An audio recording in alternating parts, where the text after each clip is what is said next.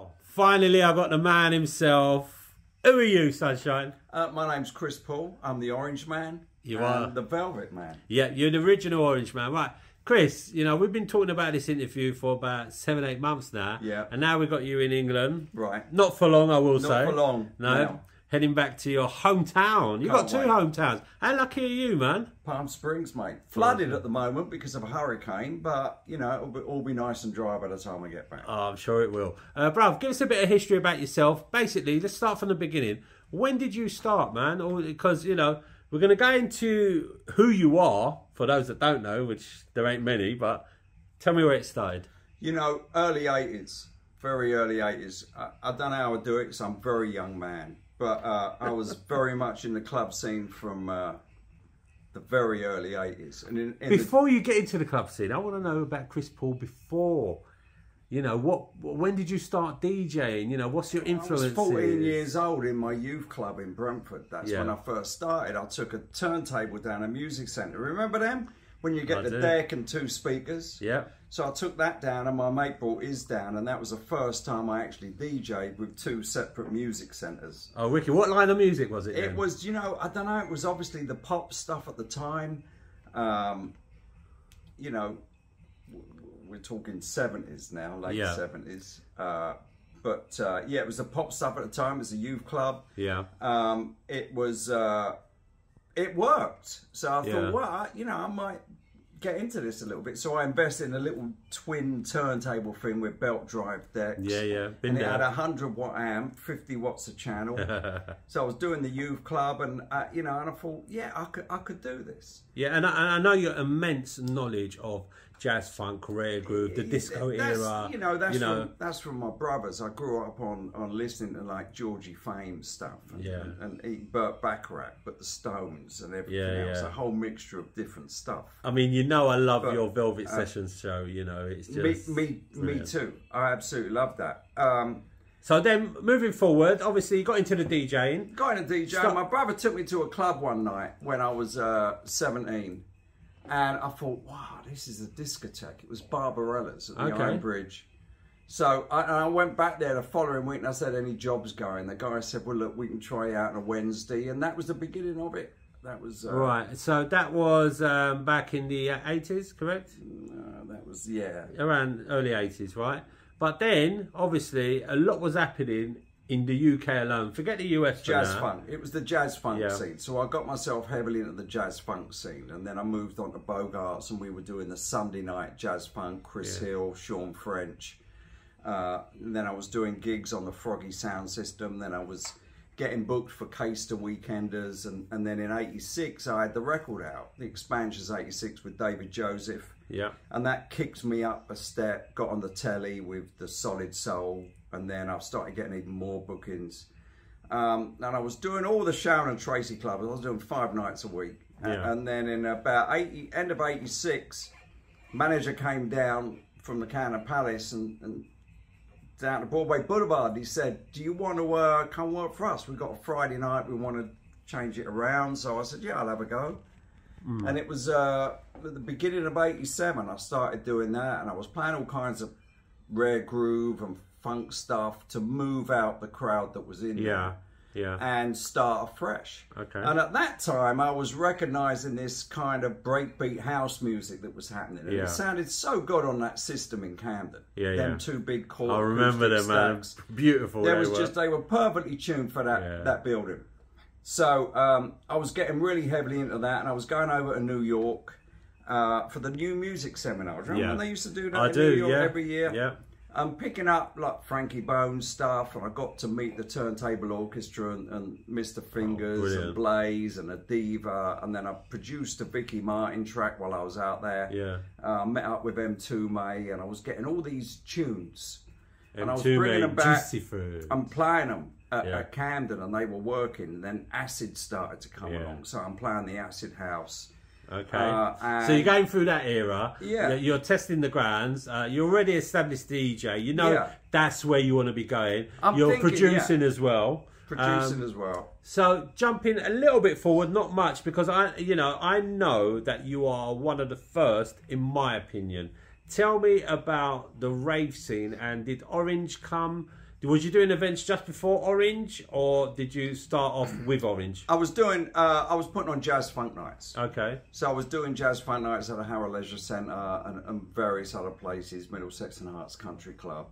That was the jazz funk scene, and that, although it was still big, once the rave scene, I got to Camden and recognised the kind of acid house music and this new kind of thing, and everyone's on these new drugs, they're on ease, waving their arms in the air, and we ended up, I ended up really getting heavily invested into that. Yeah. Making music, putting out dodgy vinyl, because there was a place in Neasden, you give them a dat and they'd knock out 500 for a few quid. You know what it's like. Been there, done that. So it was just getting heavily invested into that, and really the rave scene was starting to be, it was being born. I was watching it being created.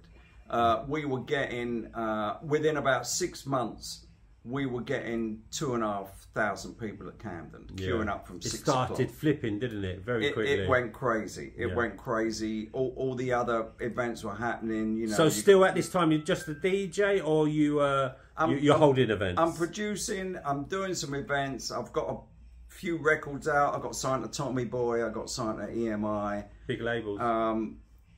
So I had an American sounding thing out on Tommy Boy, and then you know, I made the Different Strokes. Yeah. But before that, you know, Camden was going big, and I thought this is too big to not promote this. So then I found the Rocket in Holloway Road. Oh, what a great venue. Manager. Love that. He called me. He was the manager at the Hippodrome, and he was my mate. He said, "I'm looking after this place. Why don't you come down and have a look?" And I went down. It was just a hall with a stage and a piano on the stage. It was like the side of the Poly, North London Poly. Yeah. But I saw something in there. Yeah. I saw something warehousey in there. So I tried it. First night we only had about 500 people. Yeah. I did Orange for the first time. That was the first Orange gig? First Orange at the Rocket, because Orange was then born at Camden Palace around about 90. Right, okay. So it was 91, we went into the Rocket, and second week we had 900, third week we had 1,400. Just grew and grew and grew. It was full up. I mean, at this time the scene is changing as well. It's evolving, the rave scene, correct? The scene, we're now heavily into the rave scene. Acid is the tune. It is early doors. Yeah. And it's more the breakbeat stuff, 1991. And I just got heavily into that. I absolutely loved it. Then I did the Different Strokes. Yeah, that's the one you ended up on Top of the Pops, is that correct? Top of the Pops, yeah, that was a hit. And then I did the Everywhere I Go. Tell us about the little stint you done with Top of the Pops and your little Orange Man. Go on, let everyone know. Well, the funny thing about that, the BBC don't let you advertise anything. Obviously it's the BBC. So, but I said to them, I've got to put all these Orange Man banners up, because that's the band, Isotonic. Look, it's on the record label. Yeah, which is not really. It was the way. It was the way you kind of got the Orange Man on stage. It is. Okay. So I got my mate Sean dressed up as the Orange Man. I had one made in a week. I found somewhere in South London that made me this Orange Man. Yeah. So I put all my advertising on Orange and on the Orange Man on the BBC, and we had it away that day. I mean, it was an amazing day. Great advertising. Yeah. And from that, then I moved on to doing the Astoria. Then I started doing the Hippodrome events. And it's funny, the Hippodrome events, this is the funny thing as well. Because at that time I was running Orange. Orange was big. Yeah. A phone company decided to call themselves Orange. How dare they? Right? So I'm watching the cup final at Wembley. And I see orange, all the way around it. Everyone's calling me, going, "How much did that cost you?" I'm saying, money is no object when it comes to my promotion. Use it to your advantage. It was just a complete result. Yeah. And there was all these billboards saying Orange on them. People thought it was me. It wasn't me. It was Hutchinson Telecom. Yes, that's right. That's right. It was, yeah. And then I remember that I did a Hippodrome bank holiday. It was a second or third one. We did 22 at the Hippodrome. Some of them started at 4 a.m. and went through till noon. Yeah. Others was on a bank holiday. And this big bank holiday Sunday, it was August, and I looked up and there was this blimp up there with Orange on it. Wow. And it looked, honestly. You couldn't write that stuff, could you? You can't make this stuff up. So everything was pointing that I was obviously doing it. Universe was saying, "You're doing it, keep going." Yeah, yeah. So yeah, then it just got huge. So moving forward, obviously you're going through the rave scene. You've created Orange. Orange has exploded, right? So then, did you reach a certain point where, I mean, obviously, like we know, you live abroad now. You've been abroad for quite a few years. Yeah. So what was the transition from? Did it change for you? Did it slow down, or did you just want to move, or did you have enough, or what? You know, I think I always had in mind. I've been going out to California a lot. I had a couple of businesses out there that I won't go into. We don't need to know what they were. Yeah. But I had a few businesses and plenty of contacts out there in LA, and I thought I wouldn't mind living here, you know. And as the rave scene went on, we got to about 95, 96. Got moody. Everyone will agree. Yeah, got 100%, moody. 100%. And people were putting on events for the money. Yeah.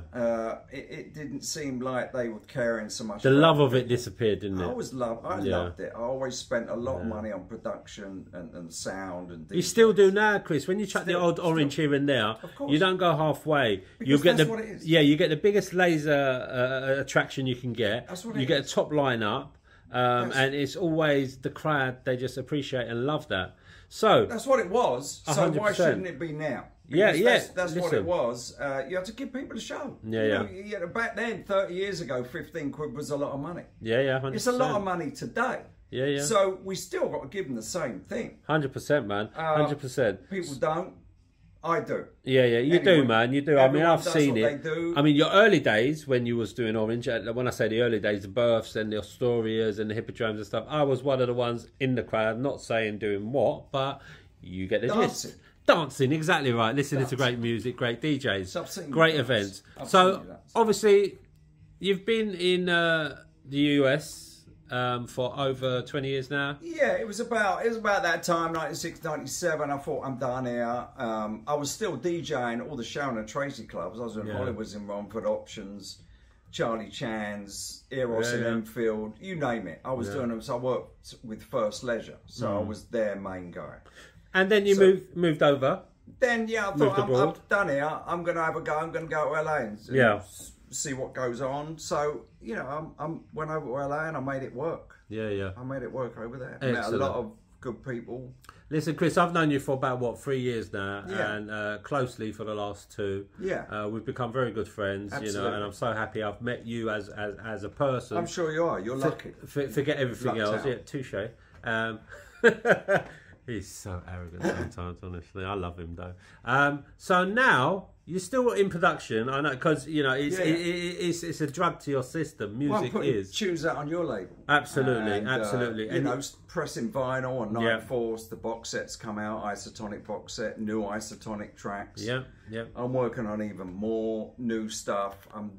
I've got some stuff for your label coming up. Yeah, I know you got some creative stuff coming our way. Slightly different. Yeah. But you're an artist, which comes under musician, producer, DJ. I know you cross over all genres in that respect, and you can make any music as long as it sounds good. You're into it. Yeah, I've got at the moment. I've obviously got Isotonic. I've got Stolen Identity. There's 3 albums up on iTunes. That's all more chilled. Yeah. I've got Even Monsters Love, which is 1 album up there. It's kind of alternative indie music.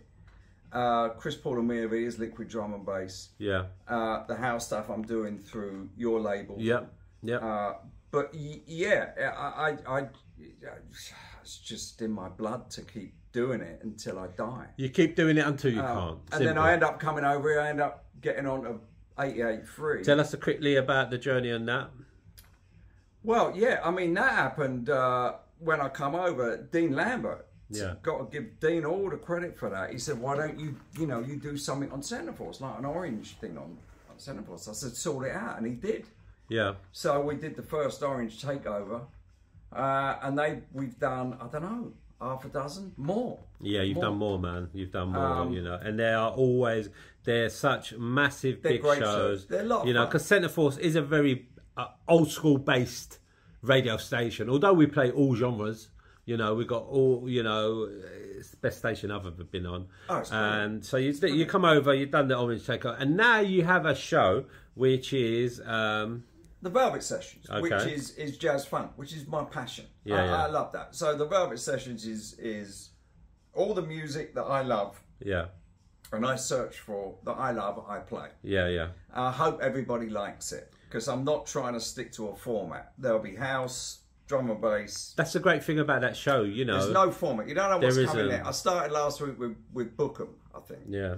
But you know, you never know what it's going to be. 100%. Because if I like it, I'll play it, and I can, because it's midnight till 2. Yep, that's right. When I'm in it's LA, midnight to 2 here. In LA, it is. It is 4 to 6. Yeah. In the afternoon. So. Is it a day before or a day after? It's the same day. It's just we're 8 hours behind. In LA, so.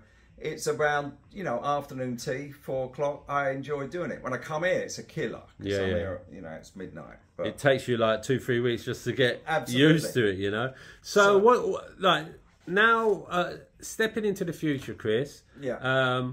Number one question is, when's your thoughts for next Orange? Because I know people are itching. You done one last year. And now we was iffy if he was going to do one this year, but we're not now. Next year. I wasn't going to do it this year. I wanted to play out this year.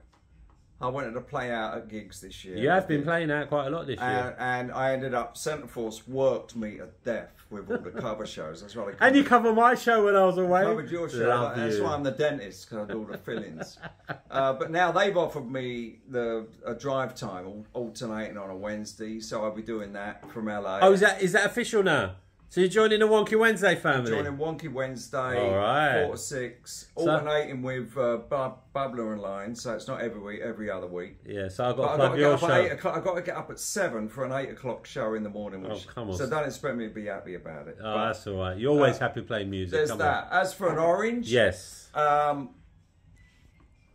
can't really let anything out of the bag yet. There's nothing to tell you. You know when the camera's off, I'm going to find out, though, isn't it? No, you're not. I bet you I am. I haven't told anyone. I'm bigger than you. There's nothing to... okay, we'll have to wait and see. Keep everyone on suspense. Listen... But I will say one thing. It's coming home. That's all I'm going to say. That's all he's saying, guys. You work it out. Listen, Chris, this interview I've been dying to do with you, man. Yeah, mate, it's fun. Brother, I love you. Love you too, bro. Thank you very much for everything you do for the scene, creatively, and you know, producing productions, events. You know, Chris Paul, love you, brother. Love you too, mate. Take care, man. See ya.